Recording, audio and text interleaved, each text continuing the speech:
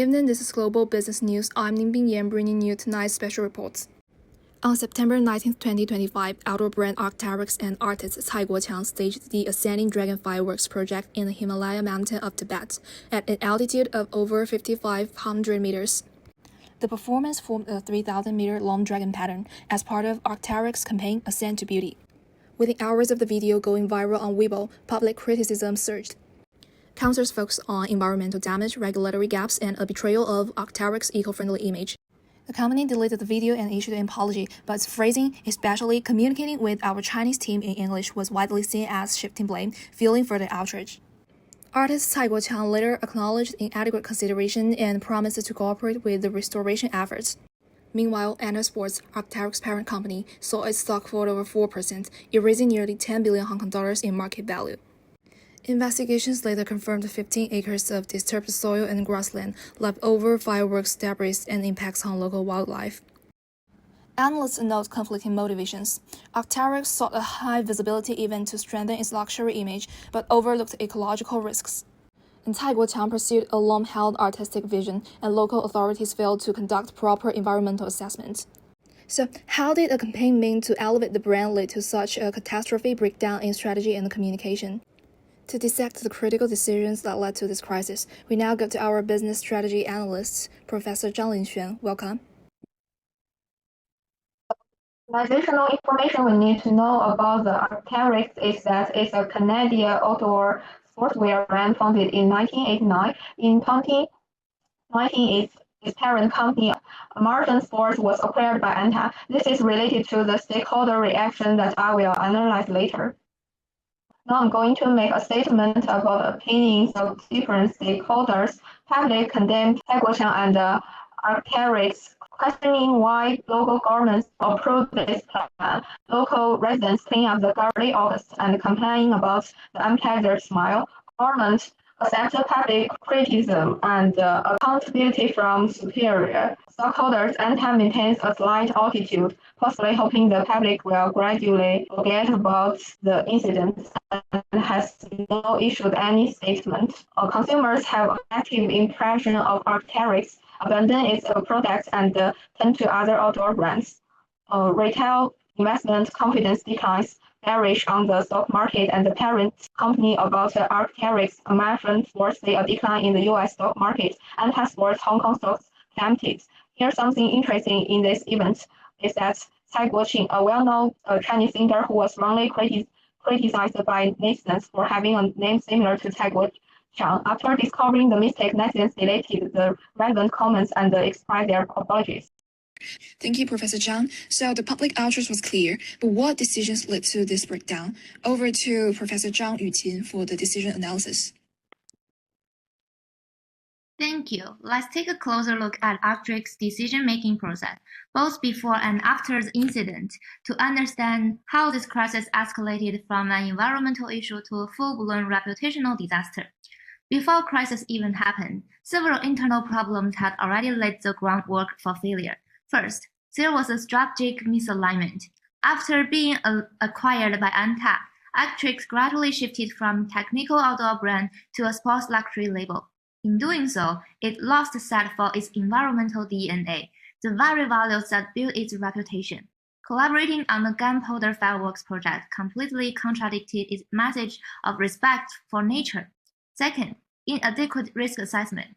There was no proper environmental evaluation, third-party audit, or understanding of the Himalaya region's ecological fragility. Third, internal communication gaps. Marketing and creative teams dominated decisions, while sustainability, legal, and risk departments were sidelined, allowing creativity to proceed without ethical review.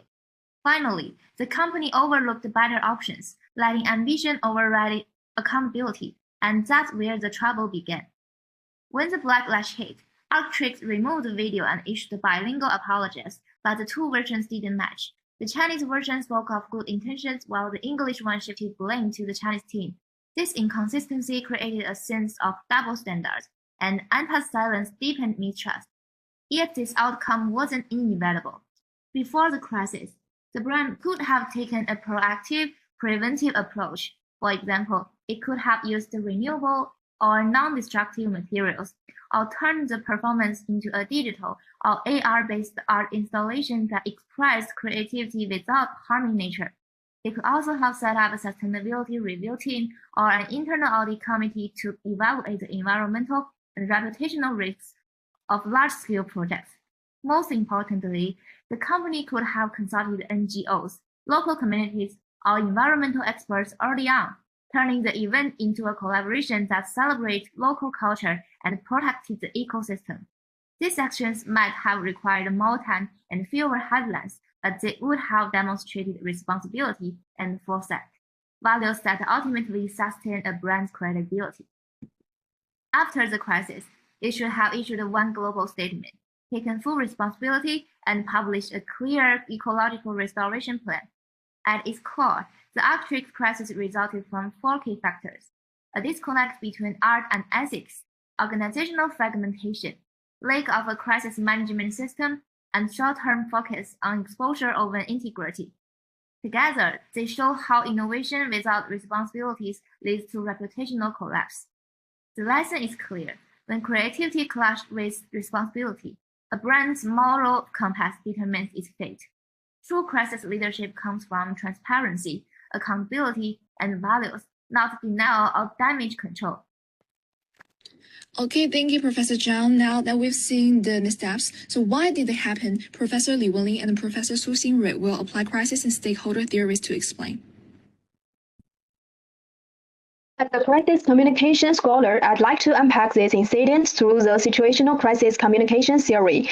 The theory helps us answer one question: why did Arc'teryx's reaction make the fear burn hotter instead of putting it out?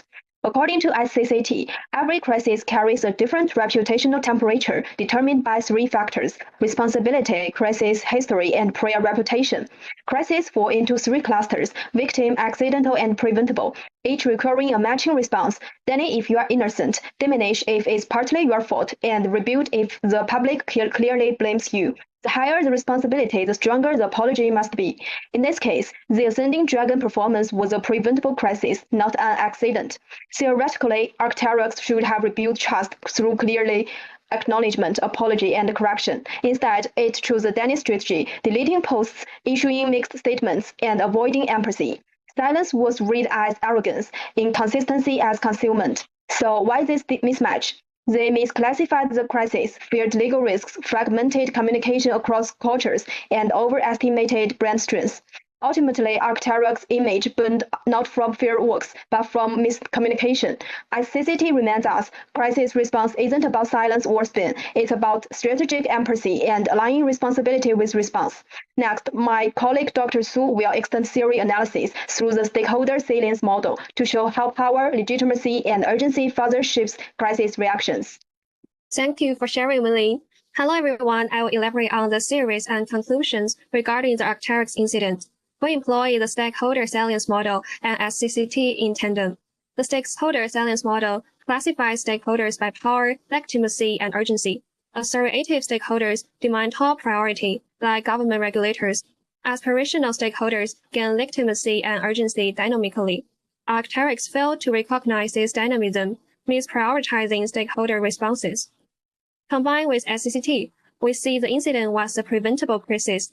Yet Arc'teryx misclassified it and mismanages stakeholder salience, ignoring authoritative stakeholders' power, aspirational stakeholders involving legitimacy, urgency, and thus feel reputational damage. In conclusion, effective crisis management requires aligning SCCT's responsibility-based response with stakeholder salience, power, legitimacy, urgency prioritization. Arc'teryx's mismatch between theory and action stems from misclassifying the crisis and stakeholder properties. Long-term, firms must shift from passive response to proactive reputation management, leveraging both theories to identify crises and stakeholders strategically. Okay, thank you so much. A comprehensive analysis indeed. This case showed that for outdoor brands, protecting reputation requires aligned actions with values, a lesson Arc'teryx learned the hard way. That's all for this special report. For Global Business News, I'm Ningbing Yan. Thank you for watching.